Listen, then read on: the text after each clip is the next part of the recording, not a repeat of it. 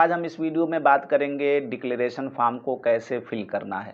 जैसा कि मैं ऑलरेडी आपको बता चुका हूं कि जब तक आप डिक्लेरेशन फॉर्म नहीं भरेंगे तब तक आपको सीओपी नहीं दी जाएगी, और जब तक सीओपी नहीं मिलेगी तब तक आप परमानेंट वकालत नहीं कर सकते हैं। क्योंकि जब आप इनरोलमेंट कराते हैं तो जो आपको इनरोलमेंट सर्टिफिकेट मिलता है वो 2 साल के लिए ही वैलिड होता है।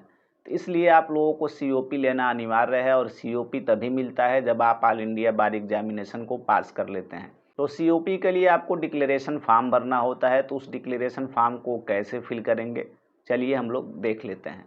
तो वीडियो को शुरू करने से पहले एक बार फिर से आप सभी से रिक्वेस्ट है, आप मुझे टेलीग्राम, इंस्टाग्राम और व्हाट्सएप चैनल पर भी फॉलो कर सकते हैं, सब्सक्राइब कर सकते हैं। इन सभी अकाउंट्स का लिंक मैं डिस्क्रिप्शन बॉक्स में दे रहा हूँ। टेलीग्राम पे मैं बहुत सारे जो पीडीएफ होते हैं बार काउंसिल से संबंधित, या फिर जो हाई कोर्ट्स या सुप्रीम कोर्ट के जो लेटेस्ट जजमेंट होते हैं वो सारी चीज़ें वहाँ पे मैं अपलोड करता हूँ। तो इन सारे अकाउंट का लिंक्स मैं डिस्क्रिप्शन बॉक्स में दे दूँगा। उस लिंक पे क्लिक करके आप मुझसे हर जगह जुड़ सकते हैं। इसके अलावा वीडियो अगर आपको पसंद आ रही हो तो वीडियो पे कमेंट करिए, लाइक करिए और चैनल को अधिक से अधिक शेयर करिए। और साथ ही साथ अगर आपको कोई समस्या है बार काउंसिल से संबंधित, रजिस्ट्रेशन से संबंधित, एआईबी एग्ज़ाम से संबंधित, वो सारी बातें आप लोग कमेंट बॉक्स में लिख सकते हैं। तो चलिए हम लोग देख लेते हैं डिक्लेरेशन फॉर्म कैसे फिल करना है।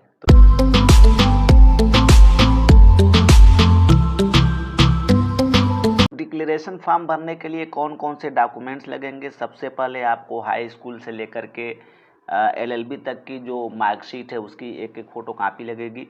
उसके बाद से एआईबी की रिज़ल्ट कॉपी लगेगी, या फिर जो अगर एआईबी का जिनके पास सर्टिफिकेट आ गया है वो सर्टिफिकेट की फ़ोटो कापी लगा सकते हैं। और जिनका सिर्फ रिज़ल्ट आया है, सर्टिफिकेट नहीं आया है, तो रिज़ल्ट की नेट जनरेटेड कॉपी भी लगा सकते हैं। तीसरा है पंजीकरण, यानी कि एडवोकेट इनरोलमेंट जो सर्टिफिकेट आपको मिला हुआ है उसकी फ़ोटो कापी लगेगी। और चौथा है 250 रुपये फ़ीस आपको देना होगा। या तो आप इसे कैश दे सकते हैं या फिर इसके लिए डिमांड ड्राफ्ट भी बनवा सकते हैं। तो यहाँ पे देखिए ये डिक्लेरेशन फॉर्म है। यहाँ पे सबसे पहले हम लोग देख लेते हैं। सबसे पहले आपको यहाँ पे पासपोर्ट साइज़ की एक फ़ोटो यहाँ पे लगानी है अपनी। ये आपको नहीं फिल करना है। यहाँ पे आपको अपना नाम लिखना है जैसा कि इनरोलमेंट सर्टिफिकेट पे लिखा हुआ है। फादर नेम लिखना है, प्रेजेंट एड्रेस लिखना है। अगला आपको इनरोलमेंट नंबर लिखना है, फिर डेट ऑफ इनरोलमेंट यानी कि किस डेट में आपका इनरोलमेंट हुआ है, डेट ऑफ बर्थ क्या है, मोबाइल नंबर क्या है, प्लेस ऑफ प्रैक्टिस यानी कि आप कहाँ पे प्रैक्टिस करना चाहते हैं उसको यहाँ पे कॉलम नंबर 6 में भरिएगा। आपने एआईबी कब पास की है, एआईबी 20 पास किए हैं, 21 पास किए हैं, एआईबी 19 पास किए हैं। यहाँ पे एआईबी का रोल नंबर लिख दीजिएगा। और यहाँ पे एआईबी की अगर सर्टिफिकेट आ गई होगी तो उसको लगा दीजिएगा, या फिर जो है नेट जनरेटेड जो रिजल्ट की कॉपी है उसको भी लगा सकते हैं। 8वां यहाँ पे है आपको उस बार एसोसिएशन का नाम लिखना है जहाँ पे आप बार एसोसिएशन के इलेक्शन में वोट डालना चाहते हैं।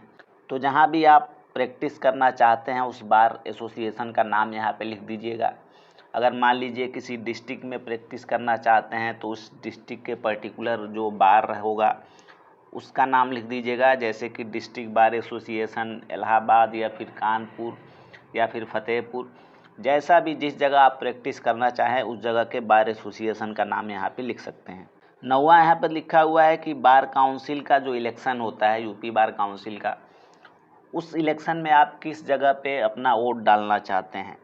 तो यहाँ पे आप प्लेस का नाम लिख सकते हैं। मान लीजिए अगर आप इलाहाबाद में वकालत कर रहे हैं तो इलाहाबाद डाल सकते हैं।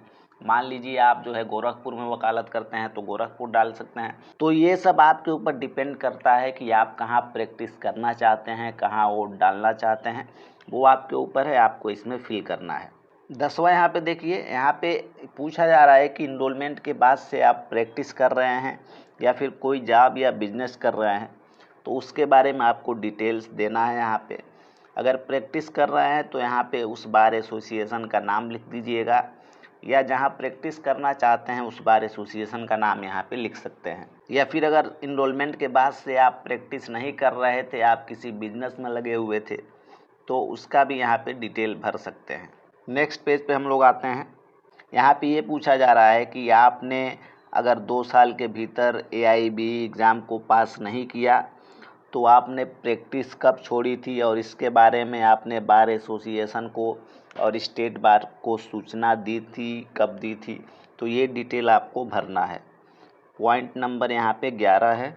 अब यहाँ पे कॉलम नंबर 12 है, इसमें आपको जो है अपने क्वालिफ़िकेशन डिटेल्स को फिल करना है। यहाँ पे high school, inter, graduation, LLB, ये सबका रोल नंबर यहाँ पे फिल करना है और ईयर ऑफ पासिंग यहाँ पे आपको लिखनी है। नेक्स्ट हम लोग देख लेते हैं, यहाँ पे आपको अपनी साइन करनी है। उसके बाद से अगर किसी बार एसोसिएशन के आप मेंबर हो चुके हैं तो यहाँ पे उसके जो प्रेसिडेंट हैं या फिर सेक्रेटरी हैं उनकी यहाँ पे साइन होगी। नेक्स्ट देखिए, यहाँ पे लिखा हुआ है डिक्लेरेशन फीस 250 रुपये should be paid in cash, यानी कि आप कैश भी इसको जमा कर सकते हैं या फिर जो है डीडी बनवा सकते हैं।